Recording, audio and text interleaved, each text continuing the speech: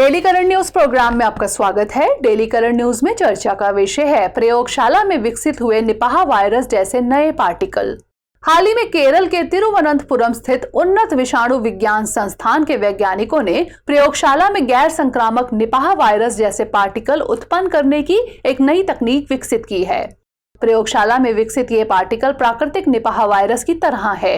बता दें कि आईएवी द्वारा विकसित इस नई विधि से अब बायोसेफ्टी लेवल 2 प्रयोगशालाओं में टीकों के विकास के लिए महत्वपूर्ण परीक्षण करना संभव हो सकेगा। अब तक इस तरह के टेस्ट केवल बायोसेफ्टी लेवल 4 प्रयोगशालाओं में ही किए जाते हैं, क्योंकि इस तरह के परीक्षण में अत्यधिक सावधानी बरतनी पड़ती है। बता दें कि वायरस जैसे पार्टिकल यानी VLP ऐसे अणु होते हैं जो लगभग वायरस के समान किंतु गैर संक्रामक होते हैं, क्योंकि इनमें कोई वायरल जीनोम नहीं होता है। इनमें वायरस की प्रतिकृति बनाने की क्षमता नहीं होती है। अब बात कर लेते हैं निपाह वायरस के बारे में। यह एक जूनोटिक वायरस है जो दूषित खाद्य पदार्थों से या सीधे मनुष्य से मनुष्य में भी फैल सकता है। संक्रमित लोगों में यह सब क्लिनिकल संक्रमण से लेकर तीव्र श्वसन बीमारी और घातक एंसेफेलाइटिस तक कई तरह की बीमारियों का कारण बनता है।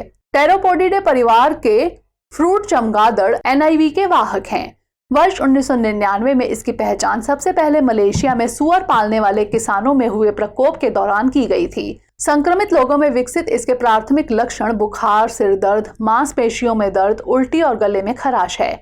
इसके संक्रमण की अवधि यानी संक्रमण से लेकर लक्षण दिखने तक का अंतराल 4 से 14 दिन तक होती है। वही अनुमानित मृत्यु दर 40% से 75% तक है।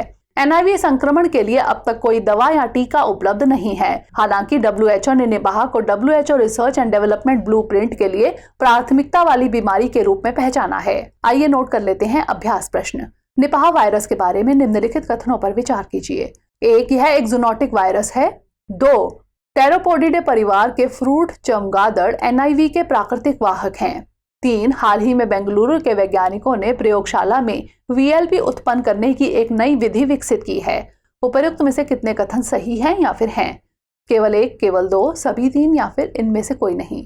इसका उत्तर हमें कमेंट सेक्शन में जरूर भेजिएगा। मिलेंगे अगले एपिसोड में। धन्यवाद।